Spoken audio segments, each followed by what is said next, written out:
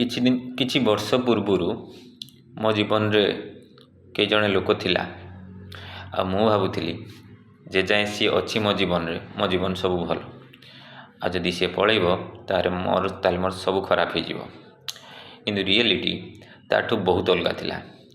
ଆଉ ସିଏ ଗଲା ପରେ ମୋ ଲାଇଫ୍ ଏବେ ବି ଚାଲିଛି। ତାପରେ ମୁଁ ରିଏଲାଇଜ୍ କଲି ସିଏ ଆସିବା ପୂର୍ବରୁ ବି ମୋ ଲାଇଫ୍ ଚାଲିଥିଲା, ସିଏ ଗଲା ପରେ ବି ମୋ ଲାଇଫ୍ ଚାଲିଛି। ତେଣୁ ଏଇଟା ଭାବିବା ଯେ ସିଏ ପଳେଇଗଲେ ମୋ ଲାଇଫ୍ ନଷ୍ଟ ହେଇଯିବ, ସେଇଟା ଭୁଲ ଥିଲା। ଏମିତି ଆମ ଜୀବନରେ ଏମିତି କିଛି ଲୋକ ଥାଆନ୍ତି ଯେଉଁମାନେ ଆମେ ପାଷ୍ଟରେ ଭାବନ୍ତି ଯଦି ଇଏ ପଳେଇବ ଆମ ଲାଇଫ୍ରୁ ତାହେଲେ ଆମ ଲାଇଫ୍ ବର୍ବାଦ ହେଇଯିବ, ଆଉ ସିଏ ଲୋକ ରହିବା ଦରକାର। ସତ କଥା ହେଉଛି ଏ ଦୁନିଆରେ କେହି କାହା ପାଇଁ ନୁହେଁ। ସମସ୍ତେ ଏଠି ଆସିଛନ୍ତି ନିଜର ସ୍ୱାର୍ଥ ଫୁଲଫିଲ୍ କରିବା ପାଇଁ। ଯେଉଁଦିନ ସେ ସ୍ୱାର୍ଥ ପୂରଣ ହେଇଯିବ ସେଇଦିନ ସେ ଲୋକ ଆମଠୁ ପଳେଇବ। ଯେ ଯାଏଁ ସେ ସ୍ୱାର୍ଥ ଅଛି ସେ ଲୋକ ଆମ ପାଖରେ ଅଛି।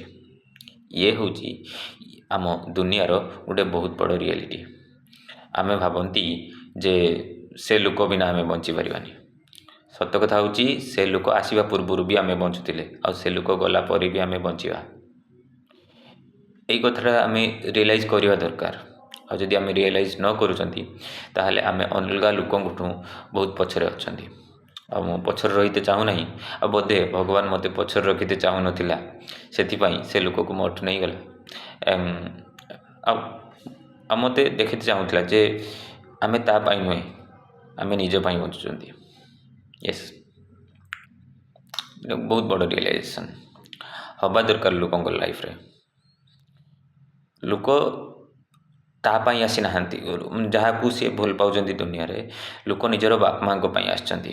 ନିଜର ବାପା ମାଙ୍କ ପ୍ରତି ଭଲ ପାଇବା ରହିବା ଦରକାର। ନୁହେଁ କି ଏମିତି କେଉଁ ଲୋକ ଯିଏ ଅଳ୍ପ ଦିନ ଭିତରେ ଆସିଲା ଆଉ ତାଙ୍କର ସବୁ କିଛି ହେଇଗଲା, ସିଏ ଠିକ୍ ନୁହେଁ। ବରଂ ଆମର ଭଲ ପାଇବା, ଆମର ଅବଦାନ ଆମର ବାପା ମାଙ୍କ ପ୍ରତି ରହିବା ଉଚିତ। ଆମର କୃତଜ୍ଞତା ଆମର ବାପା ମାଙ୍କ ପ୍ରତି, ଆମକୁ ଯିଏ ସୃଷ୍ଟି କଲା ତାଙ୍କ ପ୍ରତି ରହିବା ଉଚିତ। ନମ୍ବର 1। ପଏଣ୍ଟ ନମ୍ବର 2, ଆମେ କଥା ହେଉଥିଲେ ଯେମିତି ଏବେକା ସିଚୁଏସନ୍ ବିଷୟରେ। ମୁଁ ଯେମିତିକି ଆଗର ଭିଡ଼ିଓରେ ମୋର କହିଛି ଯେ ସିଚୁଏସନ୍ ଧୀରେ ଧୀରେ ଖରାପ ହେଇ ଚାଲିଛି। ଖରାପ କ'ଣ? ଏବେ AI ବା ଆର୍ଟିଫିସିଆଲ୍ ଇଣ୍ଟେଲିଜେନ୍ସ ଆମର ଗୋଟେ ବହୁତ ବଡ଼ ପାର୍ଟ ଆମ ଲାଇଫ୍ର ଅକ୍ତିଆର କରିକି ଚାଲିଛି। କମ୍ପାନୀ ସେକ୍ଟରରେ ଆର୍ଟିଫିସିଆଲ୍ ଇଣ୍ଟେଲିଜେନ୍ସ ବହୁତ ବଡ଼ ଗୋଟେ ପାର୍ଟ ନେଇଯାଇଛି। ମାନେ ଲୋକମାନେ ଧୀରେ ଧୀରେ ଛଟେଇ ହେଉଛନ୍ତି। ତ ସେଇ ଯେଉଁ ଲୋକମାନେ ଛଟେଇ ହେଉଛନ୍ତି ସେମାନେ ବର୍ତ୍ତମାନ ଗଭର୍ଣ୍ଣମେଣ୍ଟ ଜବ୍ ପାଇଁ ଆପ୍ଲାଏ କରିବେ।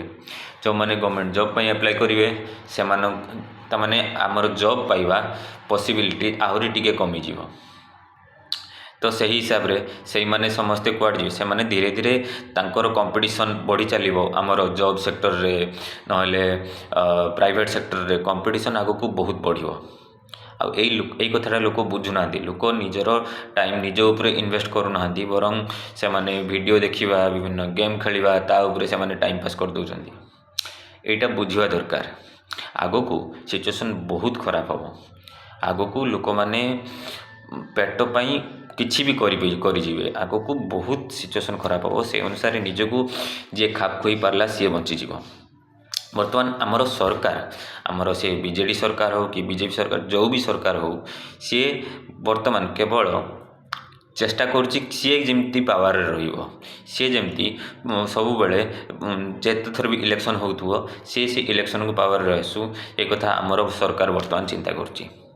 ଆଉ ସିଏ ଚେଷ୍ଟା କରୁଛି ଯେତେ ଶୀଘ୍ର ଯେଉଁ ଧନୀ ଲୋକମାନେ ଅଛନ୍ତି, ଯେଉଁ କମ୍ପାନୀ ସେକ୍ଟରରେ ଯେଉଁ ବଡ଼ ବଡ଼ ଟେକ୍ନୋଲୋଜି ଅଛି, ସେ ଟେକ୍ନୋଲୋଜି ସେ କମ୍ପାନୀକୁ କେମିତି ଫେସିଲିଟେଟ୍ କରିବ, ଆଉ ସେ ପାୱାରକୁ ଆସିବାରେ, ପଇସା ଅଧିକା ଇନକମ୍ କରିବାରେ, ଆଉ ସେ ଏମିତି ହେଲ୍ପ କରୁଛି।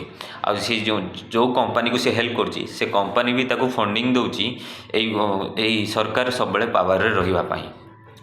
ତ ଇଏ ସବୁ ତାଙ୍କର ପୁରା ହାତ ଯୋଡ଼ାଯୋଡ଼ି ହେଇକି, ତାଙ୍କର କାନ୍ଧ ମିଳାମିଳି ହେଇକି ଚାଲିଛନ୍ତି। ତ ସେଇଭଳିଆ ପରିସ୍ଥିତିରେ ଆମେ ଯଦି ସଜାଗ ନ ହେଉଛନ୍ତି ତାହେଲେ ଆମେ ପେଶିକି ରହିଯିବା। ତ ସେମିତି ଆମେ ପେଶିକି ନ ରହିବା, ସେଇଥିପାଇଁ ଆମେ ଚେଷ୍ଟା କରିବା ଉଚିତ କରେଣ୍ଟ ସିଚୁଏସନ୍ କ'ଣ ଚାଲିଛି ତା ବିଷୟରେ ଜାଣିବା। ଖାଲି ଭିଡ଼ିଓ ଗେମ୍ ଖେଳିଲେ ନହେଲେ ହିନ୍ଦୁ ମୁସଲିମ୍ ହେଲେ ये ପ୍ରୋବ୍ଲେମ୍ର ସଲ୍ୟୁସନ୍ ହେବନି। ଆମେ ପ୍ରୋବ୍ଲେମ୍ର ସଲ୍ୟୁସନ୍ ଖୋଜିବା ପାଇଁ ଡେଲିଭରେଟଲି ଚିନ୍ତା କରିବା ଦରକାର, ଜାଣିପାରିବା ଦରକାର ଯେ ଆମର ଇଣ୍ଟରେଷ୍ଟ କେଉଁଠି ଅଛି, ଆମର ଲାଇଫ୍ କୁଆଡ଼େ ଯାଉଛି, ଆମେ କ'ଣ କରିବା ଉଚିତ, ଏଇ ସବୁ କ୍ୱେଶ୍ଚନ୍ ଆମେ ସବୁବେଳେ ନିଜକୁ ନିଜେ ପଚାରି ପାରୁଥିବା ଦରକାର। ଯଦି ଏମିତି ନ କରୁଛନ୍ତି ତାହେଲେ ଆମେ ଗୋଟେ ବହୁତ ବଡ଼ ଲସ୍ ଆଡ଼ିକି ଯାଉଛନ୍ତି। ତ ଲସ୍ ନ ହଉ ବୋଲି ଯଦି ଚାହୁଁଥାଅ ତାହେଲେ वीडियो को सब्सक्राइब करो। चलो टाटा।